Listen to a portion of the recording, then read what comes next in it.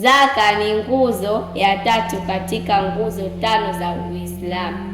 Nakumbuka ustadhi alitufundisha kuna makundi 8 ya watu wanaotakiwa kupewa zaka, na la kwanza ni mafukara, wale wasiojiweza kwa chochote, na la pili ni maskini, 3 ni watumwa, na la 4 ni watu wenye madeni, na ya 5 ni wale ambao wanaotiwa nguvu nyoyo zao, na ya 6 wale ambao wapo katika njia ya Mungu, mfano mashekhe na wale ambao walikuwa vitani kupambania Uislamu, na ya 7 wale ambao waliokatikiwa na safari, wale ambao wameishiwa na nauli, na ya 8 na ya mwisho ni wale ambao wanagawa zaka na wao ni wanafungu lao. Kufunga, kuswali na kutoa zaka, na kwa mwenye mali akahiji Maka. Kufunga, kuswali na kutoa zaka, na kwa mwenye mali